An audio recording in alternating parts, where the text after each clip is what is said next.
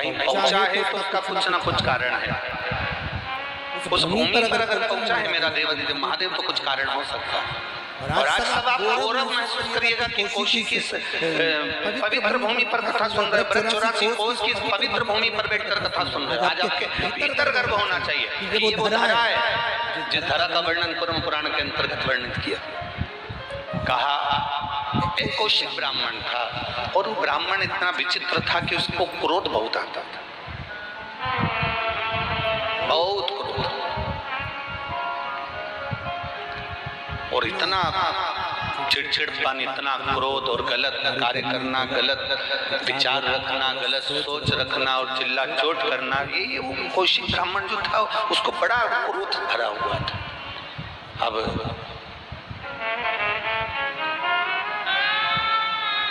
बहुत क्रोध उसके भीतर जब समाहित हो गया, धीरे धीरे धीरे धीरे उसके शरीर में एक रोग हो गया। एक रोग उसके जीवन में, एक शरीर में एक रोग आ गया और उसके शरीर में कोढ़ का रोग हो गया।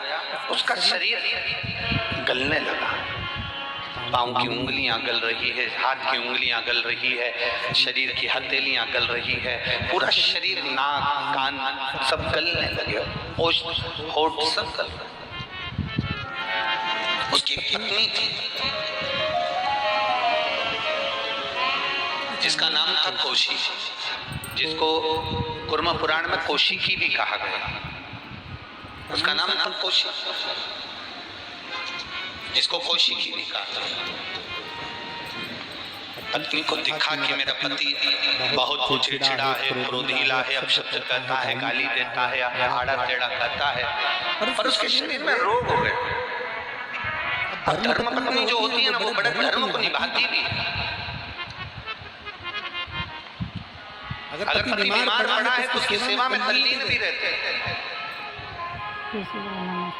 तो उसी ने अपने पति को देखा कि ये कोढ़ से ग्रसित है, सारी दुनिया उससे नफरत कर रही है, तो वो चिड़चिड़ा, अपशब्द बोलने वाला, ताना देने वाला, और पत्नी उसकी सेवा में लगी है, सेवा में लगी ऐसी कि पति आज भी चिड़चिड़ा, अभी भी क्रोध कर रहा है। इतना रोग होने पर, शरीर में इतना कष्ट होने पर भी अगर 1 मिनट देरी से अगर भोजन ला कर दे पत्नी, तो पति उस थाली को उठाकर पत्नी के मुंह पर मार देता है।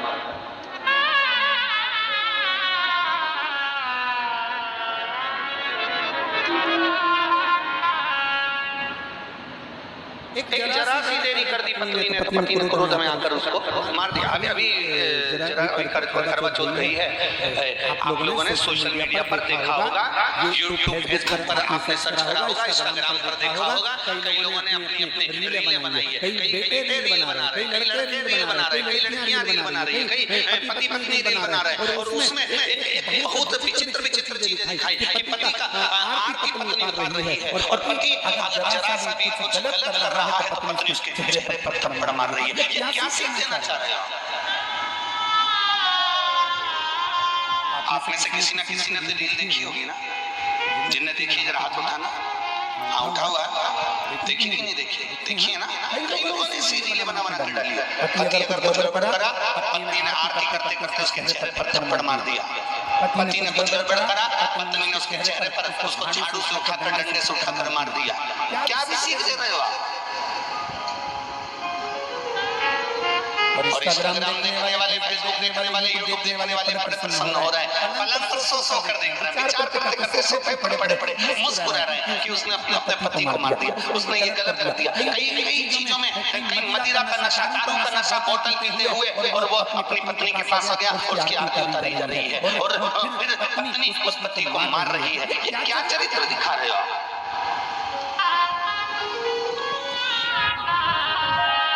मेरी ब्रज की जीजियों और मेरे ब्रज के जी जाऊं,